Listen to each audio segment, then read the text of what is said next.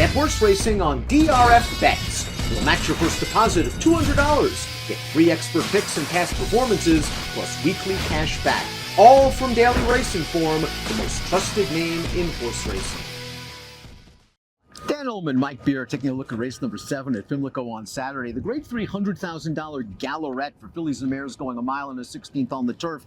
Let's take a look at this field. And the likely favorite in here comes out for who else? Chad Brown. I mean, it's a turf race for fillies and mares. But let's be honest. While Fluffy Socks is a likable, hard-knocking horse, she's not the most dependable from a win standpoint. Yeah, she doesn't win a lot of races, that's for sure, but she is a multiple graded stakes winner, Dan.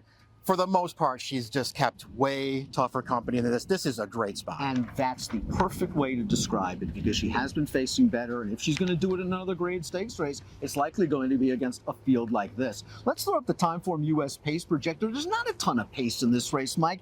I think Fluffy Socks can be a little bit closer than what Timeform has her, but I also think she might be more effective getting something to run at. Yeah, I mean, I think her better races are when they just sort of sit and make one run with her, but she could certainly keep it within range if they're going to go slow in front. I didn't see a ton of pace in here. Sweet Danny Girl might be close to the pace. I'm not sure she's an outright blazer, but she has shown that ability in the past to make the lead.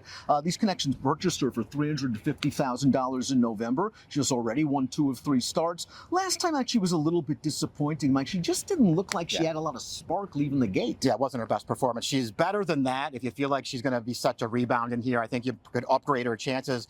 And it does feel like there's a really good trip coming for her from the rail in this spot. She's a very tactical horse. She's got races that make her a contender in here, Dan. I'm not going to sit there and say I'd be thrilled to take 4 to 1 on her, but she can win. Dana's Beauty to me is an enigma wrapped in a riddle. This horse was claimed for $25,000 in September, went on to win the Latonia Stakes at Turfway last time out, a race where she got loose on the easiest of leads, and then she went through the auction ring last month, and a really sharp trainer got her for $450,000. There's one thing to like about her. She's in form, and she's got speed, and it's making. Yeah, her last 2 races are good. They're on a different surface, unfortunately. Her turf races, just to me, aren't that good at all, Dan. They don't make her competitive in here. Maybe she's a new horse now. I guess we'll find out. But if pace makes the race, she's likely to be close, as could Blissful, a horse that won from way out of it 2 starts back at the fairgrounds. And then Brian Hernandez Jr. thought, let's try to steal it last time out in the 3rd level allowance, and it almost worked out at a big price. She got a figure for that race, and something tells me she's coming into her own. Yeah, she ran pretty well in that race last time, too. Brian Hernandez didn't want to lead with her, but nobody else wanted it, so she wound up sort of pulling her way up to the front there. To me, she didn't even look that comfortable cutting things out in that race, but she still ran pretty well. I liked her win 2 starts back. I don't know, man. There's something there with this horse. I think she's going to be a fair price in here. I want to use her. Cats in the Timber has entered main track only, so we'll move on to Tequilera, and this is another question mark I have, because early in her career, she was one-way speed. You would think, well, that would work out in here. Yeah. But I think she's gotten better since Michael Matz has taught her how to rate towards the spring and summer and fall of last year. Her last start was the Swanee River. She didn't run very well, and it makes me wonder, is she at heart a stakes horse? Yeah, she might not be. I mean, they gave her a shot in it last time off of 2 really nice wins, and it didn't really work out for them. They're going to keep the faith here.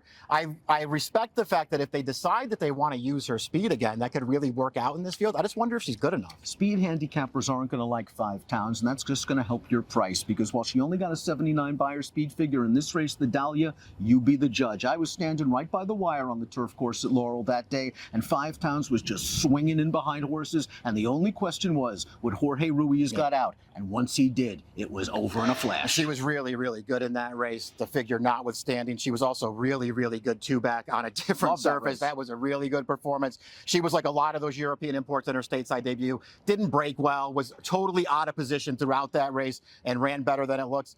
There's talent here, Dan. She might get overlooked just a little bit. Here's the horse to beat, the $1.2 million earner, Fluffy Socks, multiple graded stakes winner. Ran well in the Hillsborough 2 starts back when Irad Ortiz adapted, knew the pace was slow. Yep. Sparkle Blue went to the lead. Fluffy Socks chased. Fluffy Socks just couldn't get there. Last time, that's just a throwout. Not only are those horses better than she is in the Jenny Wiley, but that was a walking pace, won by her stablemate, who was a big long shot. Yeah. She can't rally into those fractions. Yeah, that race was a joke. You don't want to hold that one against her. She was okay 2 starts back.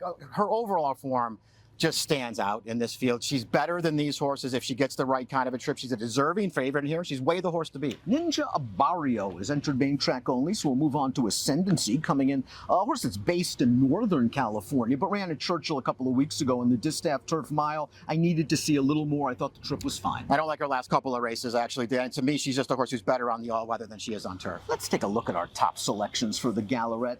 The horse to beat is the morning line favorite, and I think she's the most likely winner on paper. Yeah, she's way the horse to beat, Fluffy Socks. I am going to try to beat her in here because I think 5 Towns, the 6, is in really good form and is going to get overlooked in here. Overlooked because of the figure. You let the visual be your guide. She sure looked good to us, but she's going to have to down Fluffy Socks in a pretty good edition of the Gallorette on Preakness Saturday.